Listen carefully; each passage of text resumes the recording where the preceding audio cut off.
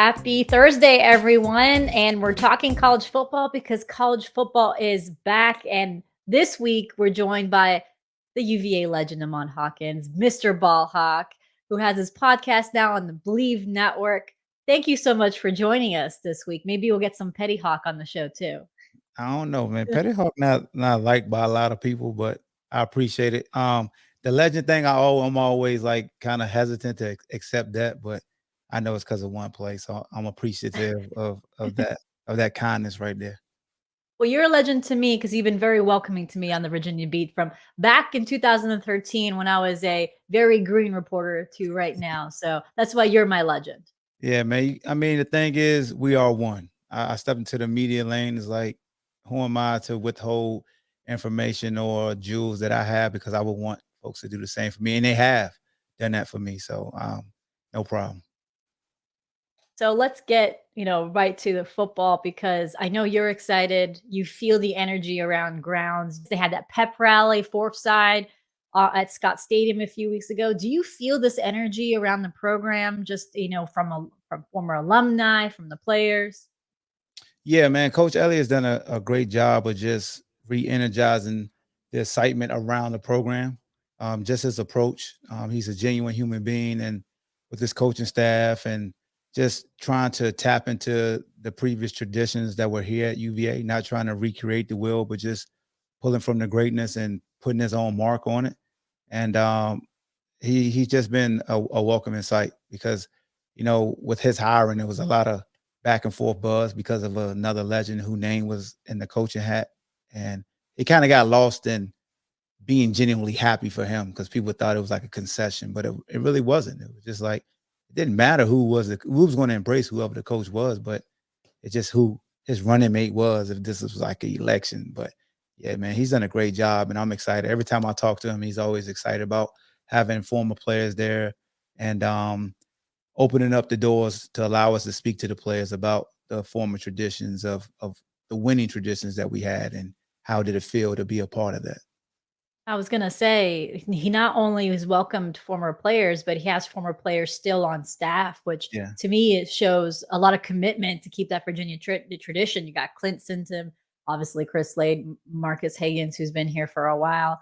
Yeah. And what have you seen from the alumni who has come back? Obviously, we've seen Hiff Miller around campus. We've seen Chris Long around campus.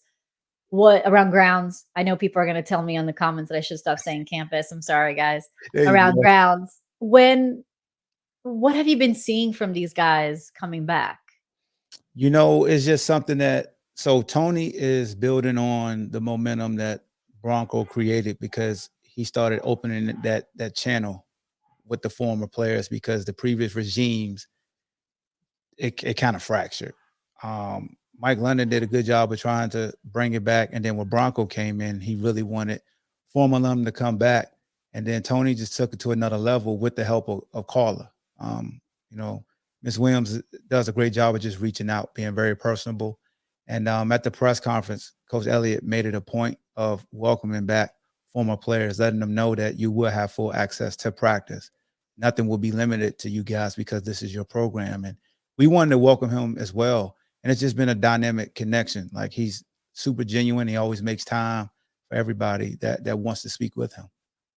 Yeah, I remember the first scrimmage. There was a big push for alumni to visit that weekend. You had the luncheon afterwards as well. So it seems there is that big hope of come see us, come help us. And at the end of the day, that's what the program needs is that injection of excitement around the alumni base because at the end of the day, those are the guys who donate money so that those pretty facilities get upgraded. Yeah, definitely, man. The facility has been a topic of discussion since Bronco got here. We just broke ground on it this week, so that's a welcoming sight. But VAF they do a great job, and we appreciate the fans who've been giving since I played here and allowed me to play on a full grant aid. So we're always appreciative of the fans and how giving that they are, and the fact that they come to the Scott and cheer us on even when we have down years. And we just want to have a winner for them with the world open back up because before we went to COVID, we won 9 games and we didn't really get to reap the benefits of having that 9-win season because the world closed up. So the fans mean a lot to us, and the fans definitely mean a lot to Coach Elliott and his coaching staff and his team.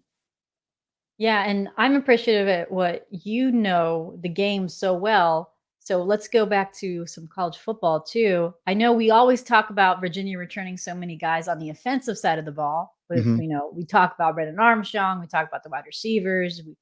We know they have a lot of skilled players, but I want to talk about the secondary. Obviously, Okay. you have expertise in that position.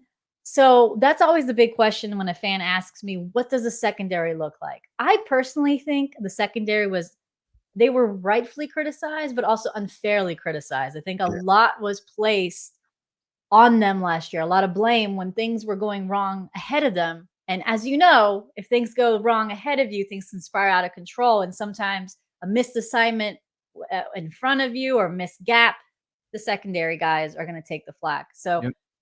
when you look back at film from last year, do you feel like the secondary guys were placed in unfortunate situations sometimes where when you look back, you're like, you know, I can see why some people are criticizing, Mhm. but at the same time, he was late to the tackle because he shouldn't even have to have done that.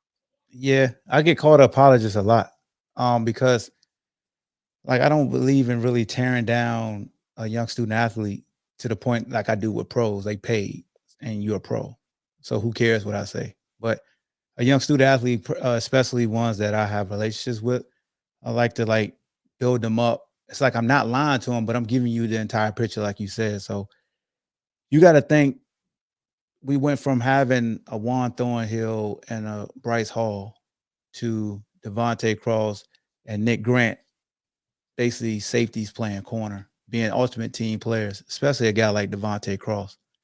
And so you have guys who are learning on the job and just doing what they can to better help their squad. And we throw a new scheme out there. And in camp, it looked like it would do well because it's camp, like this might work. After about 2 games, like this not gonna work. But No. you just can't just go to Madden and pick a different scheme. Like you got to stick with what you got. And as a DB, I'm only as good as my front. Like I could be the best cover guy, but if guys aren't getting adequate pressure, I'm on that island. I'm gonna get toasted. And a lot of times we got toasted. Now tackling is a different story. Tackling, there's no defending that. Guys got to tackle better. But when it comes to covering little fundamentals, when you play the position, you rep a lot, right? You rep your fundamentals a lot. But we all know when we're not confident, those fundamentals don't mean jack. Like we shut down. Like if you're not confident playing corner, you're done. That's why corners talk so much. It's self-talk. I'm talking myself up. I'm the best. I'm gonna do this because people see AJ my knows a thing about talking. yeah, like my Petty Hawk side is my DB side. Like he's going to talk because that's my confidence. I'm showing you I'm not worried about anything. And those guys let a lot of things linger because nothing good ever took place of that. I mean, AJ did well though. Yeah, he Like did. he did well. He's just a confident guy, and that's his natural position. So, like you said, a lot of things played a role. Those guys didn't play well last year and the year before, and that's unfortunate because they follow behind some huge acts and Bryce Hall who got drafted, Juan Thornhill who got drafted. So hey man, I would hate to be the guy up next, and they were the guy up next. Yeah, and when you look at what the scheme under Coach Rudd looks like, a lot of pressure on Darius Bratton and the field safety role, which is probably one of the Yes. most important positions in this scheme. And when you look at Bratton's career, talk about a guy who's laid his body in the line for the team and just did anything was asked. Played corner, played safety, played field safety. He did everything for this Yeah. team. And I think, he was saying he's finally healthy. He finally feels confident. And you talked about AJ. He's a guy who Coach Cox said to me, it's great when you hear him talking because he actually just loves the game so Love much. it. And that just goes through the team. And you look at the rest of the secondary and you see experience. Guys who, although we missed some of those veterans, you see Antonio Clary, who had game time experience. Yep. See other guys and Control. sophomores. You have for Ventrell, but you also have guys who have been behind learning. And I'm more intrigued from these young guys who we've seen flashes here and there, like Jonas Sanker, Mhm. those guys coming up. So when you see this new scheme with 5 DBs out there, how confident are you in this group with what the talent you've seen? So for the record, I'm always confident in what we have. So I know a lot of fans that kid me like, he gonna speak highly. Yes, I'm going to speak highly. Um, so I'm happy for Darius. Darius' position reminds me of when Brenton Nelson was here playing in the old scheme that Bronco and Nick Howard ran. Like I told folks, as great as Bryce Hall was, the guy that made the difference being injured was Brenton, because that stabilized the defense, allow you to do a lot. Because if you look at it, a lot of college offenses attack with the slot receiver. We go to North Carolina, Josh Downs. When Wicks, every time he got in the slot, it was a big play. We know how Billy Kemp gets crazy in the slot, or Keaton. Like, you attack the slot because it's shorter points. You go in versus the linebackers, and it's quick. So when you got a guys who can stabilize the slot, you can do a lot up front as far as running twists and games, attacking the A gaps, making the quarterback relocate. Will you climb the ladder in the pocket, or will you try to get out the back end? But when they know they can attack that slot, you have nothing because the ball's coming out quick. We see that in the pro game. So I'm anxious to see how Darius does in that position. First of all, Coach Cox is a very good teacher at corner. He played the position. He played with the Broncos. He was with the Broncos when I was with the Colorado Crossing Arena League. So I got to see him when he was playing, and just talking to him, he talks my language, like just how to block out the noise, right? Mhm. And focus on your key. Because when you first play DB, you see all the keys and like you got all these vehicles and these keys, and you like, I'm gonna drive all the cars. Like, no, focus on your car, meaning your read. A lot of times the noise bothered our defensive backs to where we got confused on a lot of combo routes. And these guys have very good fundamentals because it's being drilled in them by a guy who played it. And he makes sure that that's reminded to them every day. Read your keys, because he said it. If you read your keys, it's easy. But if you don't read your keys, it's gonna be some smoke back there, and you gonna be barbecued. He ain't say that part. I added that. It's a nice embellishment. But no, I agree with you. I've been watching, we were now allowed to actually watch practice. We've been to a few of them of open practices, and would always, when you look in there, you always see them focus on fundamentals. You always focus. I think the best quote from a defensive coach to me was Chris Slater, working on trying to force a takeaway, and he told Chico Bennett, secure the tackle first, then try to get the ball. Secure the tackle first, and he kind of Yes. focused on that. And you hear them and break down each part. They're saying move your hips this way, position your foot this way, put Mm-hmm. your arm this way. So it's not one little thing left unobserved. And these guys are getting the fundamental teachings, and a lot of them really love it. And They've it's seen a huge difference. And it's the same with a defensive back, right? So a lot of times fans always say, "Oh my God, look back for the ball." If I don't have control of the receiver's hip, I can't look back. The ball's not coming to me, you know. So only time a DB could look back when they have control of that inside hip. It's called trap the hip. Because if I trap the hip and I look back, you can't get away from me. I have you. First of Right. all, I teach, and I told AJ this: grab that inside wrist, grab it. Because referees human. They're gonna look at your chest. They ain't gonna see what's going on down. Take one of his hands away from him. Go on the prom with him. Grab that hand when you look up. So when you feel your hand going up, the ball coming. Now you can look up. So trap that hip. That's the only way you can look back. So what Slade said is correct. How can you really generate a turnover when you don't have control of the ball carrier? Right. Yeah. That's right. Yeah. And that's something that AJ has said himself during the interviews. He's been really working on his ball handling skills. He said he's gotten a few pass breakups, but not enough interceptions. He wasn't Yeah, I told him don't like PBUs, like picks. We go off the field with picks. PBUs, we got to line back up again. exactly. Yeah. So he's been working on it. He wants to see he said he wants to see his pearly whites on the TV screen, because every time you get a takeaway now, you get your face plastered on TV monitors across the facility. So Chico Bennett said that he actually had a fumble recovery, so he got his face up there for a while. But he said AJ didn't that practice. They keep score. What can I Oh, they do. say? AJ's They gonna do. definitely keep score, just like he keep count on how many fishes he catch too. AJ, I still remember going to the recruiting camps in June, and AJ and Keaton fighting it out on which kids, these high school kids that they're mentoring, who beat who. And I'm like, guys, you're betting on these high school players here of who's winning. It was like, yeah, but it's my kid that beat his kid. I'm like, oh, stepping back. We're gonna take a quick break here, then we're gonna come back and we're gonna break down some Richmond. So we'll be right back.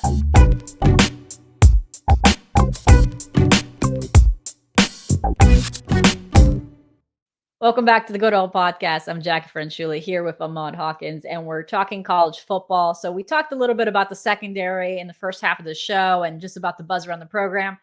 UVA is going to play a game. They're going to host in-state Richmond on Saturday. I know a lot of people have bad flashbacks to last time, Richmond and UVA played 2016. beginning of a coaching tenure. But there's different situations. I want to tell UVA fans, this is different situations. Bronco had a different program back then, and Bronco isn't leaving a program in the same state that he received it. There's a lot of good talent on this team. So everyone breathe. But speaking of Richmond, they actually have some good weapons on this offense, Ahmad. I know I was looking. They have VMI transfers, Reese Rudinsky at quarterback, the wide receiver, Jacob Harris, also a VMI transfer. And then they also have a new offensive coordinator from VMI, Billy Kosh. So talk about a good way to start when you have the whole big VMI pieces together. So it should be an easy transition. Yeah, man. Quarterback, he's an extension of the head coach. He was very successful. The 1 year he was with the offensive coordinator, it's the air raid offense. Then he transferred to Maryland and played backup last year. So now he reunites with his OC, has his top target, who's a record-setting receiver from VMI and one of the most accomplished receivers that's active right now. So the thing about those guys, they're going to be in unison. He's a big receiver. He's like 6'4", 220. Got a big quarterback that can see over the line of scrimmage. That's a veteran, so won't be easily rattled. And we know what the air raid can do. They can frustrate you because so many threats and so many different ways to get the ball in space. So this is definitely a great test for a coaching staff that wants to better identify if their players can focus on their keys and be consistent and playing high-level football. And I think this is a very good test coming out. And as you stated, Bronco inherited a fractured program. Mm-hmm. Tony inherits an intact program that didn't live up to expectations. So when Bronco got here, we didn't know who Kurt Benkert was. Mm-hmm. We know who BA is. You know what I'm saying? Like college football is quarterback driven by a lot. And 5 is one of the best in the whole entire nation. Yes, and I think there's a lot of expectations on this team because of who they return on that side of the ball. And that's actually the reason why I wanted to talk to secondary the first half of the show, because I think this would be a good test for the secondary to see how they're adjusting to new scheme, because obviously Richmond is going to throw the ball a lot, and they do have a veteran O-line that's Yes. returning. So they do have some protection there. You can argue that Virginia's biggest strength on the team, I know we always talk about wide receiver, but a lot of people ignore the defensive line. I think the defensive line is probably one of their strongest position groups because of the depth in there. When you consider Ben Smiley's on the 2 deep and not starting in that when you look. So I think the D line is one of their strongest. So, but yeah, so when you look at this Richmond offense, I think it will provide a good test for the secondary. So that will be a good test for them and just see how they just adjust to this new scheme. But then on the flip side, I think this also allows the offense to have some fun with Richmond, because Richmond is having some growing pains on that side of the ball. Though they have some good linebackers returning them on, when you look at them, they lost a lot of key pieces from last year. Yeah, they lost the entire defensive front, and those guys were very productive. Like they produced at a high level. That was a good defense last year. They had one of the best linebackers in their conference. That kid gets after it. He's a tackling machine. He's like, Nick is for us. But they it's funny, right? Like, so we're talking about we lost our entire offensive line. They lost their entire defensive line. So it's like, okay, which one of you new guys gonna win? So that's why it's gonna be very interesting how we attack them, because again, like both defenses are falling under the same trait. Like they don't know what we're gonna run on offense. We really don't know. Like we got an idea what they're running on offense, but it's different talent. So the air raid may not be the same as it was at VMI. Just like Coach Kitchen offense and Coach Elliott's influence may not be the same with the talent we have here. So it's going to be very intriguing how we match up with them with their defense. And we're starting a freshman left tackle, first since the Brigachaw Ferguson. So that's saying a lot, and they're excited about him starting. It's just not, you got to play. It's like, no, you playing, and we're excited about you playing. So I'm intrigued by that matchup up front. Yeah, I'm actually writing a feature on Mikhail. It's going to be on Wahoo's 24/7 Thursday. I actually talked to his dad today, and I also talked to his head coach. And I called the head coach at his high school. They had no idea, so I called, said, "Hey, Mikhail's going to be starting." He's like, "No way! Hold on, I need to tell people that he's starting on Saturday." Awesome. So, there's going to be a huge crowd in Mississippi watching Virginia football on Saturday. So they're really excited about Mikhail. And his dad said that he's not shocked at all that his son was able to do it. Obviously, if you're a parent, you always put your kids up on a pedestal. But he said that Mikhail, who didn't play football until I think his sophomore year of high school, and who only played offensive line for 1 year, his senior year, he was on the defensive side of the ball, following his dad's footsteps. He only played O-line 1 year, and look who he is. He's a first-year starter. It's remarkable. That is. That's a testament to not only his dad and how he, moved him along in this violent sport, but just to his hard work and understanding how to pick up on the little nuances and details of playing offensive line. And shout out to Coach 2J again, who's just an architect of just developing the talent. Because the 5 guys that left, he developed those guys. So that speaks volumes. Also finding these talents. Yeah. So shout out to Coach 2J, man. A guy that if I'm ever down and out, I want to make sure I'm beside him because he's going to cheer me up. It's the woo factor. Yeah, man. Before I ask you for a prediction on Saturday, because I obviously I have to ask you a prediction. When you look at this off season and you hear everything, all the noise around message boards, around Twitter, around everything, what is the most overrated storyline do you think going into the season surrounding Virginia football? Oh, Petty Hawk wants to answer this, but we're going to keep going. I think the most overrated is the balance. Everybody got scared of the word balance. So the word balance in football today has evolved from we're going to run it 30 times, we're going to pass it 30 times. Balance means if I have to, I can do this. If you dare me, I can do this. When it's needed, I can do this. And that's their approach with the running game. So when we say we're going to be more balanced, it means we're not going to fall in love with just throwing it up and down the field. We understand situational football. We understand the momentum of the game. And the game that jumps out to me the most that can better illustrate balance is when we played North Carolina, and they demonstrated balance by how they came out in the second half and started just running the football because they wanted to slow the game down because our well-oiled machine was letting them have it. And they was like, look, we got to find a way to at least keep them off and take the momentum away from them, use the clock to our advantage. And that's what balance can do for us when we get leads or when we storm back and we get a timely stop or turnover, we can have a long drive engineered by running the football. And running the football can be swing passes, bubble screens, slip screens, because that's still like they look at that as running the football. If you talk to Coach Kitchens, and I know you have. So that's the one thing I think a lot of people kind of panic because they didn't want to take the ball out of Brendan's hand. But sometimes you want to take it out of his hands because it's showing that we're actually winning and it's an easier game. And when you have an O-line who's gelling together for the first time, that's what you do. Yes. That's exactly what you do. That's the game plan that you do. And I know I've brought it up on the podcast several times. That's what Dan Mullen did with his inexperienced O-line against one of the best D-lines in the country at Mississippi State when he was at Florida. Because that's how you game plan when you're letting your O-line gel. So that's what that's actually, I kind of agree with you, is I always hear 50-50 run and pass. And I think you're missing the point when the balanced offense is you want to extend drives, because when you look at the games last year, they were so quick on offense sometimes that the defense, who was struggling already, was just gassed by the end of it. You had Joey Blunt playing injured on some of these games, putting his body on.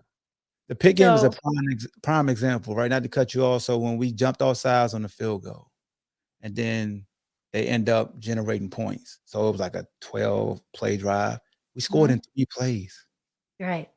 And then they back on the field for another step. Look, we're always happy that we can score, but if you can, like Coach Will says, Christ, we can still we got to be able to score by just running the football and keeping them off the field. We just everybody wants to throw it deep. You can't always do that. No, What you happens when they can't. play? I expect Richmond to play 2 safety high and say, Mhm. run it. Beat us running it. Yeah. You Yeah, got less guys in the box. I got you outnumbered. I got to show you that I can get 3 yards in a cloud of dust. yeah, and then that's the thing. I always joked, my mom doesn't watch football. She doesn't understand football. She's from Brazil. She likes soccer. She calls it American football. She doesn't There you understand it. go, American football, yep. American football. But she actually watched a couple games because she wants to know what her daughter's doing, and she knew that they weren't gonna run the ball. This is someone who doesn't understand football, I and she love it. knew that it wasn't gonna run the ball. So I'm guessing college football head coaches that get paid millions of dollars knew exactly what Virginia was gonna do every time. If my mom, who doesn't watch any football, can tell you the play. Except she didn't Absolutely. pick a nice play of throwing to the offensive lineman. She did not have that on her Yeah. bingo. Look, but Dr. Bob, when we come to Syracuse, if you don't do that play, we're gonna have an issue. You better keep that play alive. Because if that is never ran again, I'm gonna think you was Tony from Blue Chips out here hustling. It's just a joke. I'm not serious. No, no, I really, I think there's gonna be a flea flicker in that game to an offensive lineman. How about that? Hey, work versus Florida would have got called back. We won't play in Florida that day though. So No, no, we weren't. But final thing, Ahmad, what is your prediction for Saturday? my prediction is I think the team come out fast on offense. Defensively, I think they will as well. Believe it or not, I feel like these guys are going to keep everything in front of them. So they got to be sound tacklers. First of all, I forgot to say the most important thing. It's going to be a lot of fans there. I like everybody I talked to said they coming. It wasn't like that last year. Everybody like, I'm going to the game. I'm going to the game. I'm going to the game. So I'm excited about the Scott a 12:30 game as being a lot of people there versus Richmond. But I could just see us just kind of imposing our will. They're a good team, like on offense. I really like what I've seen out of them. But I feel like we could take advantage of their defensive front. It's not a knock against them. But I think we'll win by a score like 31-14. I think we'll put up 30 plus points coming out the gate. I agree with you to one, except one thing. I do agree there'll be a lot of fans because I've heard the same thing. I really like they brought back Wahoo Walk, so that's going to be fun to engage the fans early on with the players walking through that. The players seem really excited going through it, and they also see their families too waiting for That them. So too. Yeah. that'll be nice for them. I agree that the offense is going to come out quick. I think that's going to be exciting to see. I think a lot of people get energized by seeing Brendan Armstrong out there and moving the ball pretty effectively. I think that's going to happen. I do think it's going to be a slow start for the defense. I'm going the opposite of that. I think it's going to take them a while to adjust. I'm not saying they're going to go behind or anything like that. I just think it might take them. I think Richmond might be able to move the ball a little bit more in the beginning of the game, just so they can get their foot underneath them. You get those pregame jitters the first game, just kind of seeing everything live. So that's why I give the defense a slow start on Saturday, but they're going to be fine. I don't expect an upset. So before anyone says it, I'm not picking an upset. I think Virginia's going to win. No, I always have to make sure I say that, Ahmad, because you got to. you got to make sure. Hey, our fans quick now. They quick with it. They whoa, slip up on one word. Well, you said. Yeah, no. I have been on record to saying that I think this is going to be a good season for Virginia, especially if they start off perfectly ahead of that Louisville game. So I have them going pretty well this season in my predictions. Yeah. I even have them right now. I have them beating Virginia Tech. Oh, you in the greatest graces ever. I know. Especially down there too. Trust me, it's Yes, hard beating them down there. it is. But I think if you had to pick a season, granted, I said this last year too, but if you had to pick a season and you look talent wise, this would be the year. If you compare the roster and what Virginia brings on the offense right now in the preseason, it's just on paper it looks good. Yeah, the past 5 years. I know you don't win anything on paper. No, but I agree with you. The last 5 years on paper, we should have easily beat them. Yeah. Since 2018, it should have been dub. But I still remember watching that 2018 game in the Florida press room. I had just coming out from the locker rooms after press, and I watched, and UVA was winning. I was like, oh, look at that. They're going to beat Virginia Tech. And I was just writing and look up. I was like, What happened? what happened? So, because even though I left UVA, I always kept an eye on UVA. Hey, look at that. Because the universe knew you was going to come back. Like Dave Chappelle did come back. Oh, God. Thank you so much for joining us this week. Nah, no problem. Appreciate Jackie. Shout out to the 247 message board, man. Y'all killed me when Coach Elliott got hired, but y'all that took it easy on me. Hey, I'm still here. I appreciate y'all, but I appreciate how y'all support Jackie and all that she do. So y'all still good with me, man. Especially you two. I like how you do the two. I see you. All right. Thanks so much. Thanks again for supporting this podcast. I really appreciate all of you that have followed on here and subscribed to our podcast. If you have yet to subscribe, please subscribe to us wherever you listen to our podcast. And please leave us a 5-star review on Apple and Spotify. So thank you, everyone. And I hope you guys have a good rest of your week and have a safe and fun weekend.